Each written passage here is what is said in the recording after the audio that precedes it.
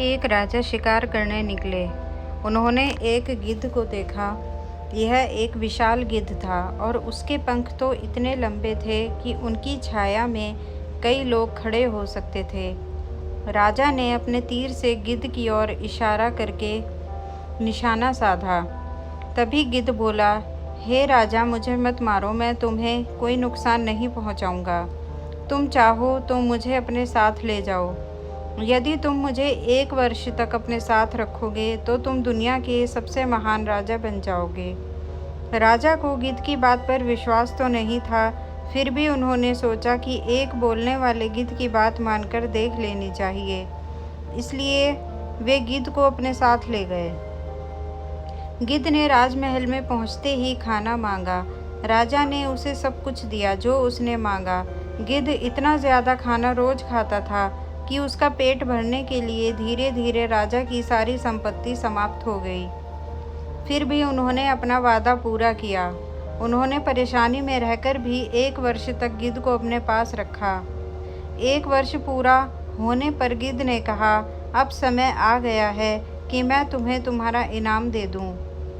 तुम मेरी पीठ पर सवार हो जाओ, मैं तुम्हें कहीं ले जाना चाहता हूँ। राजा गिद्ध की पीठ पर बैठ गया। गिद्ध ने अपने बड़े बड़े पंख फैलाए और उड़कर चल दिया। वह राजा के महल से दूर उड़ चला।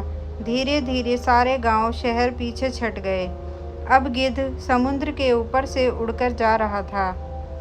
राजा ने नीचे देखा तो घबरा गए। नीचे दूर दूर फैला हुआ समुद्र था और वे बहुत ऊंचाई पर उड़ रहे थे। घबराकर राजा ने ईश्वर को याद करना शुरू कर दिया। कुछ देर बाद जब गिद्ध नीचे उतरा तो राजा ने ईश्वर को धन्यवाद दिया। गिद्ध बोला, राजा, आपको मैंने 3 उपहार दिए हैं, उन्हें संभाल कर रखिएगा। 3 उपहार? राजा ने आश्चर्य से पूछा। जी हाँ, 3 उपहार। मैंने आपको 3 बातें सिखाई हैं, वही हैं मेरे 3 उपहार। पहला उपहार दयालु होना, दूसरा उपहार अपना वचन निभाना और तीसरा उपहार ईश्वर की शक्ति पर विश्वास करना। अपना सब कुछ गंवाकर भी आपने अपना वचन निभाया, मेरी प्रार्थना सुनकर मुझ पर दया की और मुझे नहीं मारा, और कठिन समय में आपने ईश्वर पर विश्वास किया। अब आपके पास एक अच्छा राजा बनने के सारे गुण हैं। आप अपने महल में वापस जाइए और प्रजा की सेवा कीजिए।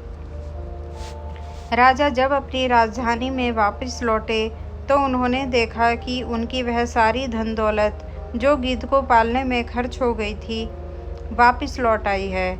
यह ईश्वर का चमत्कार ही तो था। उन्होंने गिद्ध के रूप में अपने किसी दूत को भेजा था। राजा ने कई वर्षों तक राज्य किया। उनकी प्रजा सदा सुख से रही, क्योंकि उनके राजा एक अच्छे और नेक राजा थे। अगर आपको मेरी ये कहानी पसंद आई तो प्लीज़ इसको लाइक, शेयर एंड सब्सक्राइब कर दीजिएगा। धन्यवाद।